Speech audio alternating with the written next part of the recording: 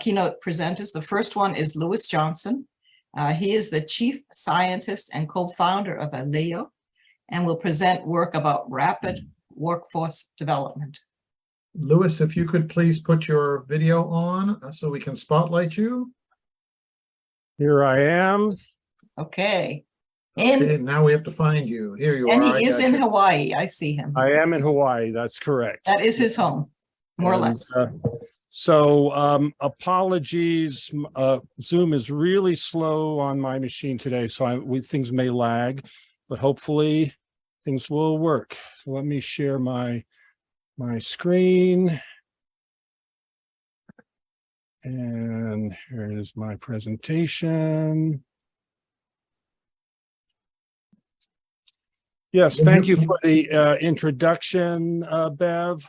So further background on me, I am Beverly Wolf's intellectual cousin, very proud of that. I've been working in AI in education for quite some time, both in academia and at my company I co-founded, Alelo. I'm going to be talking next week some about what we're doing in foreign language learning, and I hope you will see that as well. But I'm going to be talking today about what we're doing in training and workforce development, because it's in that context that equity issues are really front and center. And that's what I'm going to be focusing on in this talk today. So the questions that we're going to be talking about here is, well, how can we ensure that AI promotes equity in learning and does not inadvertently exacerbate inequities in learning? There's always a risk when we talk about introducing new technologies that it may unfairly favor some the haves versus the have-nots. Also, how can we ensure that personalized adventures in learning are deployed in an ethical manner and do not inadvertently violate ethical principles? And though I'm sure everyone on this call believes that they are ethical in what they do, the ethical minefields are substantial and will only become more so as we scale up our activities. So I'm going to be talking in the context of, as an example, the X Prize Rapid Reskilling Competition. If you're not familiar with X Prize, it funds moonshot challenges of various sorts. And they've done a couple in the area of education and training, one in global learning, which Jack Mostow was a finalist. His team was a finalist in. We are a finalist in the Rapid Reskilling Competition. And we just submitted our final data, so the judges will review, and we'll find out early next year who the winners are. The work we do is, the whole goal is to train workers faster than is typical, at least half the time, and place them in living wage jobs with career potential. So our work does not end when the learning ends. We've done this in partnership with other organizations. In the first round with the Hampton Roads Workforce Council, which is a workforce development board in Hampton Roads, Virginia. And now we've partnered with Career Path Services, a nonprofit based in Washington State that helps get people into jobs, and Whole Story, a startup that has a platform to help people prepare their resumes to succeed in getting jobs.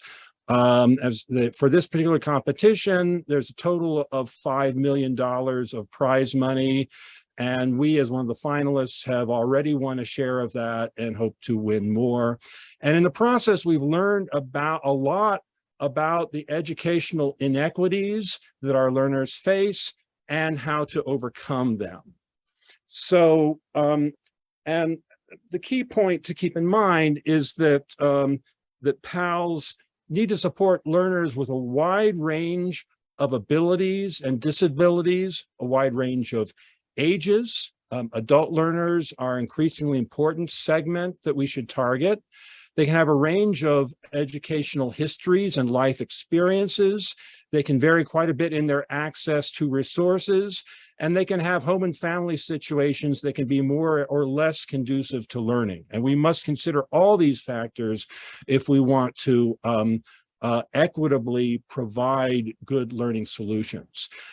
We regard success not just as academic success of achieving whatever the learning objectives were of the course, but also to help develop a pipeline that leads people into good jobs. This is extremely important for us, the work that we're doing with adult learners, but I would argue that it is important at all levels. We want to help develop a pipeline of skilled learners for STEM fields. And so we need to keep people working through that pipeline, through K-12, through higher ed and beyond, and reduce the number of students who drop out or who switch programs. What are the common causes of program failure that we observe? A big problem is faulty assumptions about learners. So you may have heard Ken Koeniger talk about his mantra is the student is not like me. And when we're dealing in workforce development, we see that to be even more important, ways in which the student is not like me. Also, a common cause of problems is inadequate wraparound support. What we mean by wraparound support is services that help learners with various issues that they encounter that may prevent them from staying in their program. You know, help with housing, help with transportation, just help with getting tutoring advice when they need it. These are important parts of a solution, ones that cannot be neglected. So here are an example of a range of different faulty assumptions that one can be prone to. I'm not going to go through all of these here, but we will make the slides available. And as a homework assignment, I invite you to look at these assumptions and ask, well, how many of these assumptions do you make for your learners? And what would happen if those assumptions prove to be false? So one thing that we talked about is assuming that the learners are young people in school. If that's not the case, then different factors come into play. You may assume that the learners have good work habits and other soft skills. This is an implicit assumption of many self-paced learning products. You assume that learners will be able to manage their own work and pace themselves. That may not be the case. A common assumption is that learners lack prior work experience and we're treating them as if they are new to the field. Whereas we're commonly working with learners who already have had jobs in other areas and want to understand how can they apply what they've learned or transfer it to the career that they're now preparing for. So generalization and transfer of knowledge can be extremely important. Another is the implicit assumption that learners can comprehend texts at a high reading level, either because they are native speakers of English or because their reading skills are good. This is an assumption that we had to abandon. And even though we are providing training that is ostensibly at the post-secondary level, we target the 8th grade reading level in all the materials that we provide. And I can continue from this, just one at the bottom, assuming that learners have a good environment for study at home. We found that a lot of our students, they had to attend Zoom meetings from their cars because there was no quiet place at home that people could participate in. So these are various ways in which the students are not like me or not like us. So how do you avoid faulty assumptions? Well, one is to employ a data-driven approach and test your assumptions. So this is one inherent advantage that efforts in this community have. We can actually look at the data that we're collecting and say, well, does this really support the assumptions that we are making? Not just learning data, but also demographic data and outcomes data. It is important to capture those as well, so that if some learners understand are having difficulty, you can get an idea, a hypothesis of why that may be the case. Another important factor is to include program navigation support in your offering. What do we mean by program navigation? We mean that provide assistance for learners to stay in the program. This is not teaching, this is not tutoring, but this is identifying early learners that seem to be struggling and connecting them to the resources that they need. It is very useful to include members of your team who have direct experience with the target learners, who actually have lived that experience themselves. And of course, this can be a challenge in workforce development. We may or may not have the experience that our learners do, but so we can partner with organizations who do have that experience. And that is why we partner with the likes of Hampton Roads Workforce Council, et cetera. So important part then of what we do is we integrate data-driven development into our whole process. We regard our tools as being data collection tools as well as learning tools. We use the data for machine learning to improve our algorithms. I'll be happy to answer questions about this offline, or there's an article in the AI Ed Journal that talks about this in some detail, how we developed a whole iterative evaluation process to ensure that we are taking good advantage of our data here. And of course, this also is very important to identify potential bias, looking at the data to see if there are biases inherent in that data. So in our XPRIZE competition, we developed and delivered a course for community health workers where, using our Avatar Connect technology, you could actually engage in conversations with simulated patients like you might as if you were really working in public health. We also developed a dashboard that will allow our instructors and program navigators to monitor how the participants were progressing in the program, identifying any with potential difficulty. And this is extremely important aspect that we found for our work. Just to give you a little bit of sort of review of how we actually did in the XPRIZE competition. So there were a couple of evaluation rounds. The one that we did last year was focused in the Hampton Roads area. We trained people, we did it in collaboration with Hampton Roads Workforce Council. We trained people to become community health workers.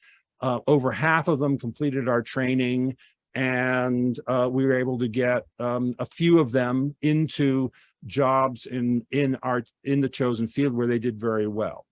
You might say, well, why did we not get more? Well, part of that is that they ended up getting in jobs in other fields.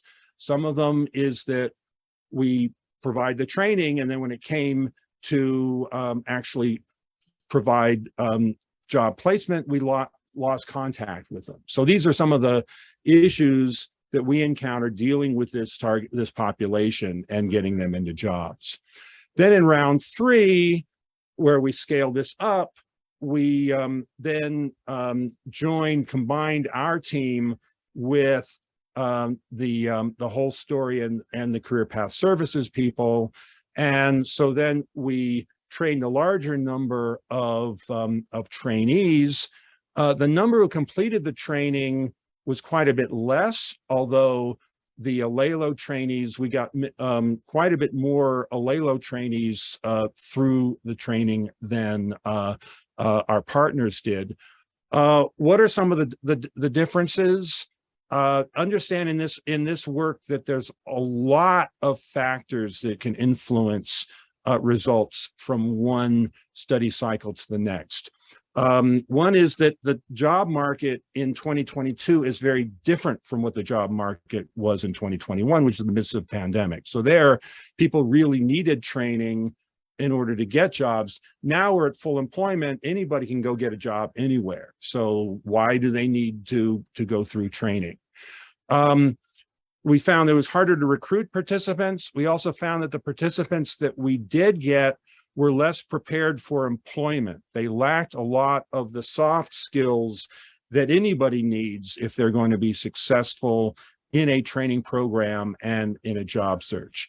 The participants were more geographically diverse, which meant that we were able to provide less in the way of program navigation and job placement support for each participant. And that was definitely a factor. So I don't have a lot of time here. Let me just put up a couple of slides and then we can continue going forward.